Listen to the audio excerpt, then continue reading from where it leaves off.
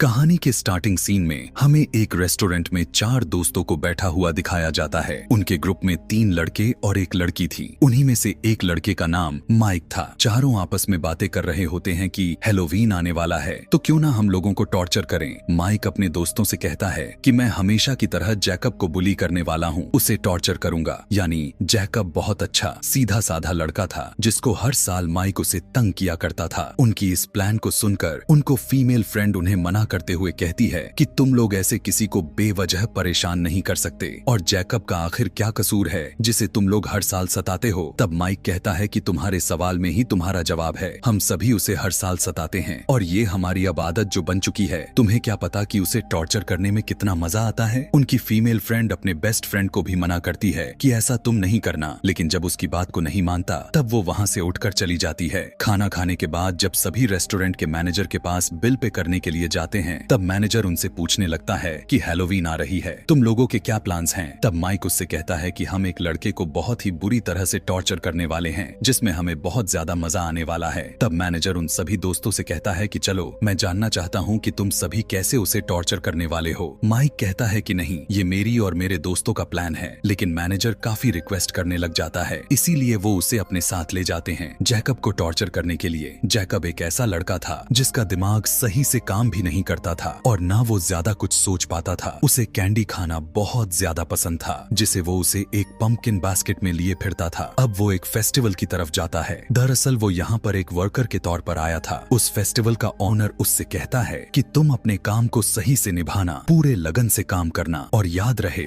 ऐसी कोई भी हरकतें ना करना जिससे तुम्हारी और मेरी बेइज्जती हो, इंसल्ट हो। तब ओनर उससे कहता है कि शो शुरू होने ही वाला है, तुम जाकर अपनी तैयारी कर लो। लेकिन जैकब जैसे ही बाहर आता है तो उसके सामने माइक के साथ उसके सभी दोस्त खड़े होते हैं जो कि उसे तंग करना स्टार्ट कर देते हैं। लेकिन जैकब यह सब बर्दाश्त करके एकदम से तंग हो चुका था। वो खुद को डिफेंस में माइक को धक्का दे देता है ताकि उसे कुछ ना कहें, लेकिन अब माइक को और ज्यादा गुस्सा आ जाता है और वो उसे काफी बुरी तरह से मारने लगता है। उसके सभी साथी मिलकर उसे मार रहे थे। अब जैकब को ज्यादा मार देने की वजह से वो वहीं पर अपना दम तोड़ देता है। वहीं पर छुपकर माइक की फीमेल फ्रेंड भी देख रही थी, जिसे देखकर वो काफी ज्यादा नर्वस हो जाती है कि ये लोग आखिर कैसे किसी की जान ले सकते हैं। जिसके बाद जब माइक के दोस्त घर जाते हैं तब उन्हें इस बात का कोई भी रिग्रेट नहीं होता कि हमने किसी की जान ले ली है, बल्कि वो कहते हैं कि जैकब की ही गलती थी। हम हर साल उसे टॉर्चर करते थे और वो हमारा टॉर्चर बर्दाश्त कर लेता था, लेकिन इस बार उसने खुद को प्रोटेक्ट करने के चक्कर में मुझे धक्का दिया, तो क्या मुझे गुस्सा नहीं आता। मतलब को ये बहुत ज्यादा जालिम थे सभी। दूसरी तरफ हम देखते हैं कि माइक की वही फीमेल फ्रेंड बहुत बुरा फील कर रही होती है जैकब को लेकर। फेस्टिवल का ओनर को जब पता चलता है कि जैकब को किसी ने जान से मार दिया है, तब उसे बहुत गुस्सा आता है कि आखिर मेरे वर्कर को मारकर कैसे जा सकता है। फेस्टिवल का ओनर दिल का अच्छा इंसान था। वो जैकब की बॉडी को उठाकर अंदर लेकर आता है और उसके फेस पर अजीब तरह का मास्क पहनाता है, जिसके बाद ओनर कुछ रिचुअल करना स्टार्ट कर देता है जिससे कोई अनजान सोल उसके अंदर आ जाता है और अब मरा हुआ जैकब फिर से जिंदा हो जाता है ताकि वो माइक और उसके दोस्तों से बदला ले सके अपने मर्डर के लिए। दूसरे सीन में हम देखते हैं कि माइक की फीमेल फ्रेंड टाउन के शेरिफ जाकर उन्हें सब कुछ बता देती है कि जैकब को किन किन लोगों ने मारा है और किस तरह बेरहमी से मारा। तब शेरिफ कहता है कि चलो ठीक है, मैं इसे नोट कर लेता हूँ, लेकिन अभी तक इसका कोई भी रिपोर्ट नहीं आई है। लेकिन जब शेरिफ को पता चलता है कि जैकब को मारने वाला उनमें से एक उसका बेटा ही था यानी माइक, तो उसे बिलीव नहीं हो रहा था कि मैं इस टाउन का शेरिफ हूँ और मेरा ही बेटा ऐसी काम कैसे कर सकता है। तो वो सीधा फेस्टिवल के ओनर के पास जाता है और उसे पूछता है कि जैकब कहाँ है और उसे क्या हुआ था। तब ओनर उसे कहता है कि सबको गलत लगा कि वो मर गया है, वो बस थोड़ा सा जख्मी था, इसलिए रेस्ट करने के लिए मैंने उसे घर भेजा है, क्योंकि यह बात तो सच थी कि जैकब के रिचुअल के बाद हम उसे मरा हुआ तो काउंट नहीं कर सकते थे ना। जिसके बाद शेरिफ सीधा जैकब के घर जाकर दरवाजा नॉक करता है, लेकिन जब कोई भी दरवाजा नहीं खोलता तब वो वापस आ जाता है। अगले सीन में हम माइक की उसी फीमेल फ्रेंड को देखते हैं जिसके पास उसका एक दोस्त उससे मिलने के लिए आता है। वो उसे बताता है कि शेरिफ ने इन्वेस्टिगेशन की है और उन्हें पता चला है कि जैकब अभी भी जिंदा है। उसकी ऐसी बात सुनकर उस लड़की की दिल को काफी सुकून मिलता है कि शुक्र है कि वो जिंदा तो है। आगे हम देखते हैं कि मैनेजर जिसने माइक के साथ मिलकर जैकब को मारा था वो किसी से कह रहा होता है कि मेरी तो हैलोवीन काफी अच्छी गुजरी और मैंने अपनी जिंदगी में ऐसी मजाक कभी भी नहीं लिया था। जिसके बाद जब मैनेजर अपने वॉशरूम में जाता है तो वहाँ पर वही पंपकिन बास्केट को देखता है और उसमें कॉर्न कैंडी होती है और वो उसे उठाकर खाने लग जाता है कि तभी वहाँ पर जैकब आ जाता है, उसकी पेट को चीरकर उसे काफी दर्दनाक मौत देता है। यानी अब वो अपने उसे मारने वाले लोगों में से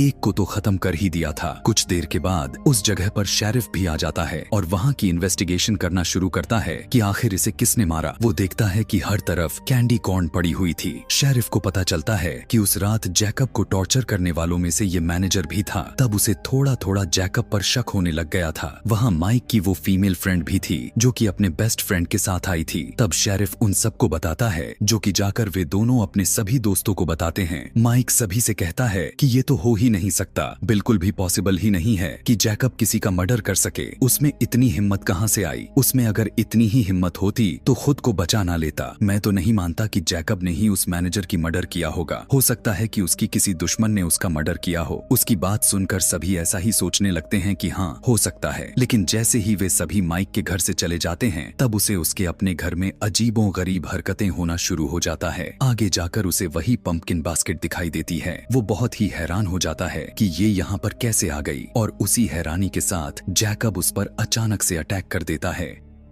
वो उसे दीवार में सटाकर उसे उसके शरीर से उसकी स्पाइनल कॉर्ड यानी उसकी रीढ़ की हड्डी ही बाहर खींच देता है, जिससे उसकी फौरन मौत हो जाती है। दूसरी तरफ हम देखते हैं शेरिफ को पूरी तरह से शक हो गया था कि ये सारा खून जैकब ही कर रहा है। इसीलिए वो उसी फेस्टिवल ओनर के पास जाता है। ओनर उसे कहता है कि कहा ना मैंने आपको कि उसे मैंने घर पर रेस्ट करने के लिए भेजा है। अभी ये सब बातें कर ही रहे थे कि तभी वहाँ पर एक और पुलिस ऑफिसर आकर शेरिफ को बताता है कि माइक की एक और दोस्त का मर्डर हो चुका था। जब शेरिफ वहाँ पर आया तब वो फिर से वहीं पर पड़ी कॉर्न कैंडी दिखाई देती है। अब शेरिफ का शक ही नहीं बल्कि उसे पूरी तरह से पता चल चुका था कि इन सब के पीछे जैकब का ही हाथ है। वो जैकब के घर जाता है लेकिन उसे कहीं पर भी जैकब दिखाई नहीं देता। घर चेक करने के बाद जब वो उसके बेड के नीचे देखता है तब उसे वहाँ पर एक अजीब सी डेड बॉडी पड़ी होती है जो कि पूरी तरह से सड़ चुकी थी और ये डेड बॉडी किसी और का नहीं बल्कि जैकब की मदर की ही थी। लेकिन इस डेड बॉडी का बाकी के होने वाले मर्डर से कोई भी संबंध नहीं था। जिसके बाद शेरिफ वहाँ से निकलकर बाहर की तरफ जैकब का तलाश करने चला जाता है और वो अपने बेटे को कॉल करके उसे घर से बाहर निकलने से मना करता है। वो कहता है कि अगर तुम घर से बाहर निकल भी गए तो तुम अपनी जान हाथों से धो बैठोगे। शेरिफ शहर में होने वाले कार्निवल्स, फेस्टिवल्स और बाकी के इवेंट्स को रोक देता है और कहता है सभी अपने घरों में ही रहे, बाहर बिल्कुल भी ना निकले। उसकी इस तरह की बात को सुनकर सभी लोग बहुत ज्यादा गुस्सा हो जाते हैं। उधर फेस्टिवल का जो ऑनर होता है उसके सभी वर्कर उससे कहने लगते हैं कि आखिर क्या है जो आप हमसे छुपा रहे हैं और आखिर हम अब कमाएंगे कैसे, हमारा घर कैसे चलेगा। तभी उनमें से एक आदमी जिसका नाम बिशप होता है वो फेस्टिवल की ओनर से कहता है कि क्या जो तुम कह रहे हो वो ठीक है, तुम जो भी कहोगे मैं उस पर बिलीव कर लूंगा। तब वो ओनर कहता है कि हाँ मैं बिल्कुल ठीक कर रहा हूँ, हम जैसे लोग, हमारे जैसे लोग हमेशा टॉर्चर होते आए हैं और माइक जैसे बड़े घर के लोग हमेशा हमें टॉर्चर करते आए हैं। ये उनकी आदत बन चुकी है, दूसरों को सताना और उनका दिल दुखाना।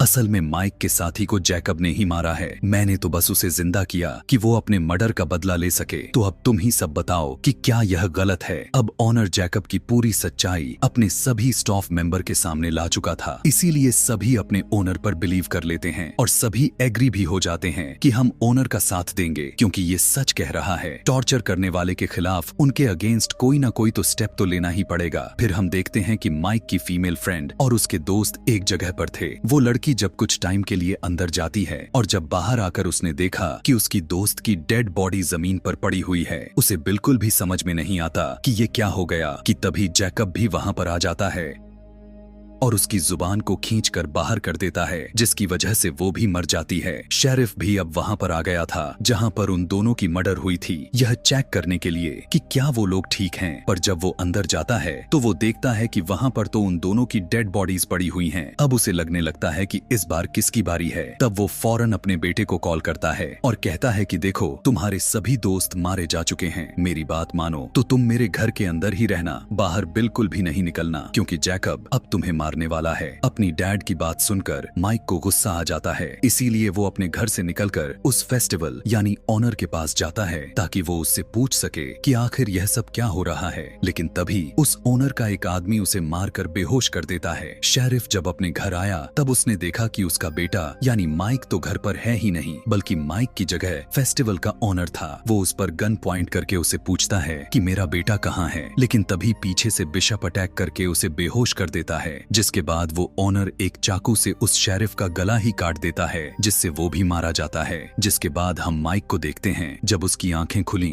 तब उसने देखा कि वो तो अब एक चेयर पर बंधा हुआ है, उसके आसपास कोई भी नहीं है और वो हेल्पलेस है कि तभी वहाँ पर शेरिफ की गाड़ी यानी अपने फादर को आते हुए देखता है। वो सोचता है कि अब मैं बच जाऊंगा क्योंकि अब मेरे फादर आ चुके हैं, लेकिन ये उसकी गलतफहमी थी क्योंकि उसका फादर गाड़ी के अंदर नहीं बल्कि उसके फादर का सर गाड़ी के आगे टंगा हुआ था, जिसको देखकर माइक के तो होश ही उड़ जाते हैं और रोने लग जाता है क्योंकि वो जानता था कि अब वो भी मारा जाएगा। कि तभी उसके सामने जैकब आ जाता है, जो कि अब वो उसे काफी बुरी तरह से टॉर्चर करके मारने वाला था। वो उसे दोनों हाथों को उसके शरीर से अलग कर देता है और फिर एक एक करके उसके सारे के सारे दांत को बाहर कर देता है और इसी तरह से उसे टॉर्चर कर करके उसे जान से मार डालता है। जिसके बाद अगले सीन में हम उस फेस्टिवल के ओनर को देखते हैं, जो कि वो किसी दूसरे शहर में अपने शो कर रहा होता है। वो वहाँ पर एक लड़की को एक नेकलेस देता है जो कि माइक के दांतों से बना हुआ था और उसे बता रहा होता है जैकब के बारे में, लेकिन उस लड़की को बिल्कुल भी यकीन नहीं होता। वो कहती है कि आखिर वो कैसे जिंदा हो सकता है और कैसे सभी को मार सकता है। तब ओनर उससे कहता है कि कुछ लोग मासूम लोगों की बिना वजह जान ले लेते हैं, उनको सबक सिखाने के लिए जैकब को जिंदा किया गया है। अब इस कहानी के लास्ट सीन में हम जैकब को अपने घर में वही मास्क पहने बैठा हुआ देखते हैं और वो अपनी पसंदीदा कॉर्न कैंडी बड़ी मजे से खा रहा था और इसी के साथ